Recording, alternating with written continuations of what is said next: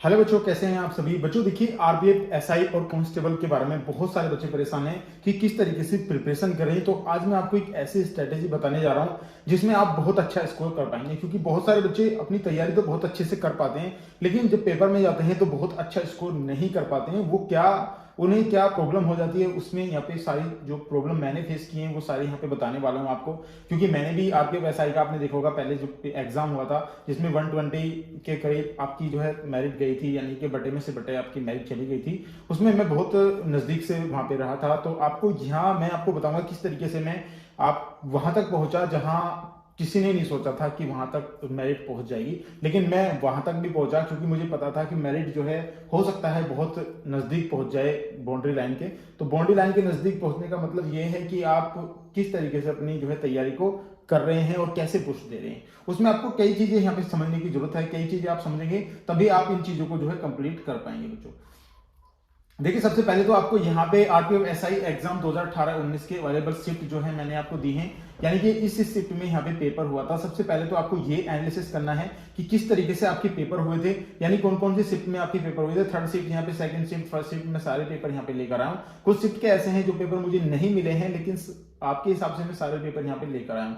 सबसे पहले तो आपको ये चीज एनालिसिस करना है कि जो पेपर आए थे वो किस पैटर्न पे आए थे, किस आधार पे पेपर आए थे, और उस पेपर को आपको एनालिसिस करना है। और एनालिसिस करने के बाद ये पता करना है कि किस तरीके से इसमें जो है आपके पूछे जा रहे हैं, क्वेश्चन पूछे जा रहे हैं, और उसी तरीके से आपको ये चीज करनी है। सबसे पहले मैं आपको बताऊंगा कि आपको सिलेबस कंप्लीट करना है। यदि आप सिलेबस नहीं समझ रहे हैं, अगर सबसे ज्यादा इंपॉर्टेंट है सिलेबस, यदि आप सिलेबस के अकॉर्डिंग यहाँ पे अपनी तैयारी करते हैं या प्रिपरेशन करते हैं तो आप बहुत अच्छा स्कोर कर पाएंगे। बहुत सारे बच्चे कहते हैं सर मैं बहुत ही नजदीक से रह गया। अगर मैं आरपीएफ कांस्टेबल की बात करता हूं तो बहुत सारे बच्चे पूछेंगे सर मेरिट 70 जाएगी या 72 जाएगी। बच्चों, मैं आपको ये सजेस्ट नहीं करता मेरिट 70 जाएगी या 72 जाएगी, क्योंकि आप कट ऑफ के बारे में सोचते हैं, यानी तैयारी करने से पहले यदि आप कट ऑफ के बारे में सोचते हैं ये आपकी गलत बात है, और ये अच्छी स्ट्रेटेजी नहीं है एक अच्छा स्कोर करने के लिए। आप कट ऑफ को बिल्कुल, मैं आपको बताता हूं, आप 100 में से 100 यानी कि मान के चलिए, यानी 120 नंबर का अगर पेपर है तो आपको 120 नंबर मान के चलनी है, यानी आपको 120 में से 120 लानी है। तो मैं मान के चलता हूं 110 आप आसानी से उसमें लेकर आ जाएंगे,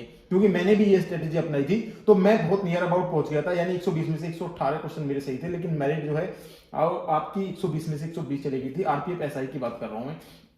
तो यहाँ पे ये पहले अपने माइंड से आपको निकाल देना है कि आपको मेरिट के हिसाब से पढ़ना है कि कितनी मेरिट जाएगी, या आपको सिलेक्शन के लिए पढ़ना है। सबसे पहले तो आपको ये चीज अपने माइंड में बैठा लेनी है कि मुझे सिलेक्शन चाहिए या मुझे मेरिट के लिए पढ़ना है। ये चीज आपको समझनी होगी।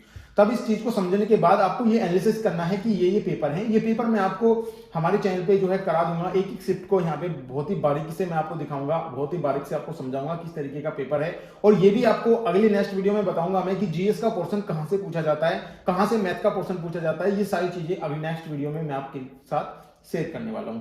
तो यहां से ये चीज आप समझ गए यहां से कि आपको ये चीजें बिल्कुल कंप्लीट कर लेनी है कि इस तरीके से आपका पेपर आएगा, इस तरीके के क्वेश्चन आएंगे, और यहां से चीजें आपकी पूछे जाएंगे। क्योंकि सिलेबस अगर आपने बेस्ट तरीके से पढ़ लिया, बेस्ट तरीके से वो सिलेबस कंप्लीट कर लिया, तो आप बहुत अच्छा स्कोर कर पाएंगे बच्चों।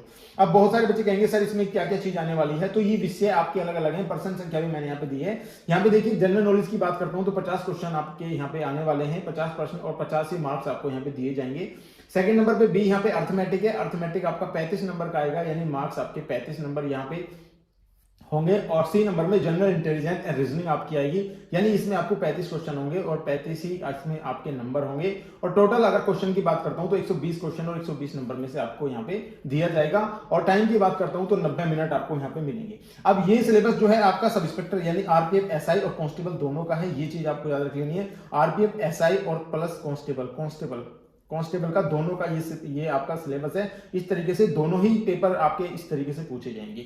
बहुत सारे बच्चे बाद में कहेंगे सर किस तरीके से हमें ये पूछा जाएगा, तो आपको ये बहुत अच्छे से देख लेना है अपना सिलेबस। तो यहाँ पे ये आपके क्वेश्चन है। तो मैं आपको यहाँ पे एक चीज जीएस की बात बताता हूँ, जीएस किस तरीके से आपको करना है। देखिए, जीएस का बहुत बड़ा पोर्शन होता है बच्चों, तो मैं इसमें आपसे ज्यादा सजेस्ट नहीं करूंगा कि आप किस तरीके से यहाँ पे प्रिपरेशन करेंगे। वो नेक्स्ट वीडियो में आपको बता दूंगा कि जीएस आपको किस तरीके से कहां से पढ़नी है, कौन सी बुक पढ़नी है, वो सारी उसमें मैं आपको यहाँ पे बता दूंगा। बात करते हैं करंट अफेयर की, तो करंट अफेयर भी मैं आपको यहाँ सजेस्ट करूंगा कि बहुत जल्दी आपको करंट अफेयर नहीं पढ़नी है। बहुत सारे बच्चे क्या करते हैं कि पिछले कई सालों का करंट अफेयर पढ़ लेते हैं बच्चों, तो ये आपको गलती बिल्कुल भी नहीं करनी है। ये मैं नेक्स्ट वीडियो में ही आपको समझाऊंगा बात करते हैं यहाँ पे मैथमेटिक्स और रीजनिंग की। ये दो चीज मैं यहाँ पे बताता हूँ आपको। देखिए मैथमेटिक्स आपका कितने का आएगा, ये अर्थमेटिक आपने देखा होगा 35 यानी 35 नंबर का आपका यहाँ पे आने वाला है। और 35 नंबर में जनरल नॉलेज और आपकी यहाँ पे आपका जनरल इंटेलिजेंट और रीजनिंग यहाँ पे आएगी, यानी कि आपके 35 नंबर के यहाँ पे आपकी रीजनिंग आने वाली है। तो इन दोनों में यानी 35 दूनी 70 यानी 70 नंबर आपके यहाँ पे जो है ये बिल्कुल सेफ है। और ये 70 नंबर मैं मानता हूँ कि बच्चा बहुत अच्छे से अचीवमेंट कर सकता है और आपको करना भी चाहिए। यदि आपको एक अच्छे तरीके से सिलेक्शन लेना है तो आपको यहाँ पे आपको ये चीज बिल्कुल यहाँ पे समझ लेनी है कि 70 में से आपको एक भी क्वेश्चन गलत नहीं करना है बच्चों। आउट ऑफ 70 यानी 70 में से 70 आपको इसमें चाहिए। अगर आप इसमें भी थोड़ी प्रॉब्लम कर रहे हैं तो बच्चों आप बहुत ही दूर रह जाएंगे सिलेक्शन से, क्योंकि आपको पता होगा इतनी वैकेंसी इसमें नहीं आती है। यदि आप एक जिम्मेदार नागरिक के हिसाब से नहीं पढ़ते हैं, या आप अपने माता पिताओं के हिसाब से नहीं पढ़ते हैं, या आप अपने हिसाब से नहीं पढ़ते, या आप अपना सिलेक्शन लेने के हिसाब से नहीं पढ़ते हैं, तो कहीं ना कहीं आप में इसमें प्रॉब्लम आने वाली है। तो आपको ये दोनों चीज मैं आपको यहाँ पे बताऊंगा, जिसमें मैथमेटिक्स और रीजनिंग दोनों ही आपको 70 में से 70 आपको लेकर आने की कोशिश करनी है। हो सकता है आपके 69 रह जाएं, लेकिन आपको ये 70 में से 70 ही लाने की कोशिश करनी है। क्योंकि जब मैं पेपर दे रहा था तो मैंने इसमें अर्थमेटिक में 35 में से 35 और जनरल इंटेलिजेंस में यानी कि रीजनिंग में से आपके 35 में से 35 मैंने यहाँ पे लिए थे, यानी आउट ऑफ 70 नंबर मेरे यहाँ पे इसमें कंप्लीट थे।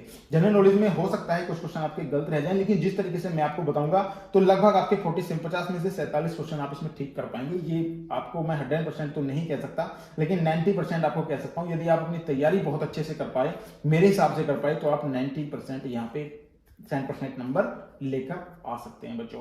तो यहाँ पे ये चीज बिल्कुल आपको जानने वाली है, क्योंकि बहुत सारे बच्चे इसको समझ नहीं पाते हैं कि हमें तैयारी कैसे करनी है, कहां हमें सबसे ज्यादा फोकस देना है। तो बच्चों मैथमेटिक्स और रीजनिंग पे सबसे ज्यादा फोकस आपको देना है। यदि आपको इसमें सिलेक्शन चाहिए तो ये आपको 70 में से 70 आज ही टारगेट लगा लेना है कि मुझे 70 में से 70 इसमें जो है चाहिए। और जनरल नॉलेज के बारे में बहुत ही अच्छे से वीडियो लेकर आऊंगा मैं, जिससे कि आप इस चीज को कर पाए।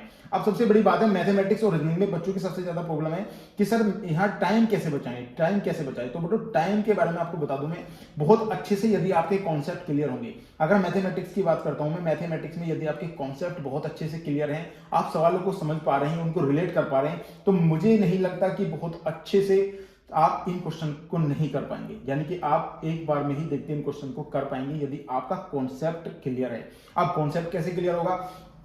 कॉन्सेप्ट इस तरीके से क्लियर होगा, यदि आपने एक चैप्टर उठा लिया, मान लिया आपने रेल संबंधी क्वेश्चन यहाँ पे उठा लिया है कोई भी चैप्टर, तो उसमें से आपको कॉन्सेप्ट क्लियर करने की किस कॉन्सेप्ट के पेपर आपका पूछा गया था, कैसे कैसे क्वेश्चन ऑलरेडी पहले आ चुके हैं और किस तरीके के क्वेश्चन अब जो है ट्रेंडिंग में है वो क्वेश्चन आ सकते हैं। तो उनके कॉन्सेप्ट को आपको एक बार क्लियर कर लेना है। जब आपका कॉन्सेप्ट क्लियर हो जाएगा तो मुझे नहीं लगता 35 में से 35 आपको कोई रोक सकता है, आप पूरे कंप्लीट लेकर आएंगे। इसी तरीके से रीजनिंग की बात करता हूं मैं। रीजनिंग में यदि आपका कॉन्सेप्ट क्लियर है, आपको हर चैप्टर का ये चीज पता है, ये चैप्टर मेरे एग्जाम में आएंगे और इन चैप्टर में से ये चैप्टर हैं, ऐसे ऐसे क्वेश्चन इसमें आने वाले हैं, इनका कॉन्सेप्ट मेरा क्लियर है, तो आपको किसी भी तरीके का क्वेश्चन यहाँ पे दे दिया जाए तो आप वहां पे 35 में से 35 लेकर ही आएंगे।